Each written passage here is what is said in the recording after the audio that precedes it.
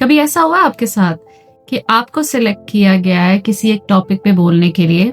आप या तो उस फील्ड में एक एक्सपर्ट माने जा रहे हो, आपके पास या तो कुछ सालों का हैंड्स ऑन एक्सपीरियंस है या मे बी एक सर्टिफिकेट या डिग्री है जो वैलिडेट करती है कि आप उस फील्ड में एक्सपर्ट हो, और सडनली आपको बोला जाता है कि आप एक स्टेज के ऊपर या किसी फोरम में बहुत सारे लोगों के सामने खड़े हो जाओ और टॉपिक के ऊपर बोलो।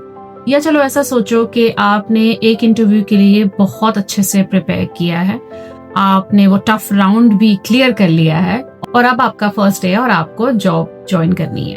और आपको ये एक्सपीरियंस होता है कि आपके सामने जो लोग बैठे हुए हैं, ऑडियंस या आपकी टीम मेंबर, वो ऑलरेडी काफी एक्सपीरियंस्ड है किसी ना किसी फील्ड में, और सडनली आपको एक सेल्फ डाउट होने लग जाता है। आप ऐसी कुछ सिचुएशन सोचने लग जाते हो कि what if they find out that I'm not having the capabilities that they're thinking I have?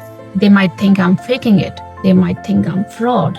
Or maybe a feeling that it's just pure luck that I got this job. But now that you're in it, you need to continuously prove yourself for every project or everything that you do, that you deserve this job. It's not just luck.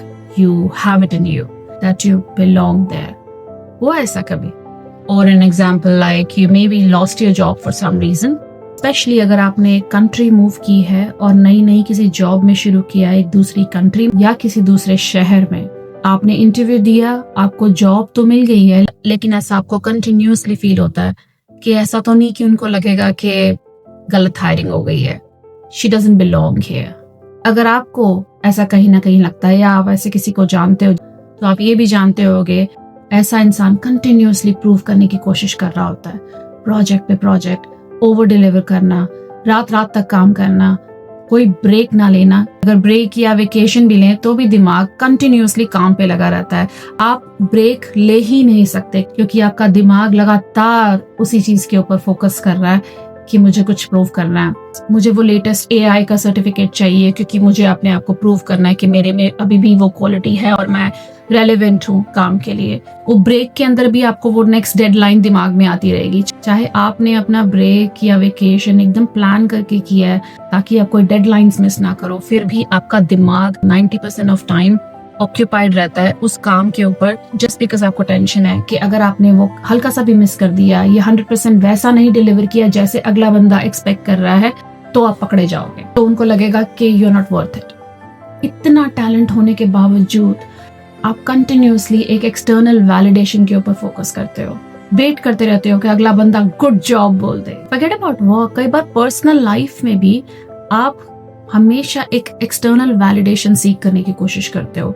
आपने कोई dress ली, आपको वो पसंद आई, आपने वो पहनी, आपको अच्छी फीलिंग आ रही है, लेकिन आप तब तक खुश नहीं होगे जब तक आपने किसी दूसरे इंसान से ये नहीं सुन लिया कि आप कितने अच्छे लग रहे हो या ये ड्रेस कितनी सुंदर है।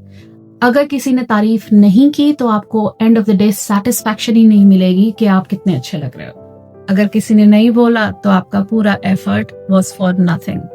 ऐसा स्पेशली तब होता है जब आप थोड़ा सा अपने कंफर्ट जोन से बाहर निकलने की कोशिश करो। ये कोई प्रोफेशनल ग्रुप भी हो सकता है जो आपको लगता है कि आपका नेक्स्ट लेवल है, या ऐसा कोई सोशल सेटअप भी हो सकता है जहाँ पे आपको लगता है आई डोंट बिलोंग हियर। अगर इनमें से एक भी चीज आपको रिलेटेबल लगी है तो मुबारक हो, आपको इम्पोस्टर सिंड्रोम है। अब सिंड्रोम का नाम सुनते ही बीमारी मत समझने लग जाना, इस बस थोड़ी सी कंडीशनिंग की जरूरत है। मेरी लाइफ में पिछले 10-11 साल में ऐसी काफी सिचुएशंस रही हैं जहाँ पे मैंने ये फेस किया है, and over the time I have taken a few steps which have really helped me. My next videos are going to be about that. And if this topic is relatable to you or anybody that you know, let me know in the comments so that I know I'm not alone. And you too. See you in the next one. Bye.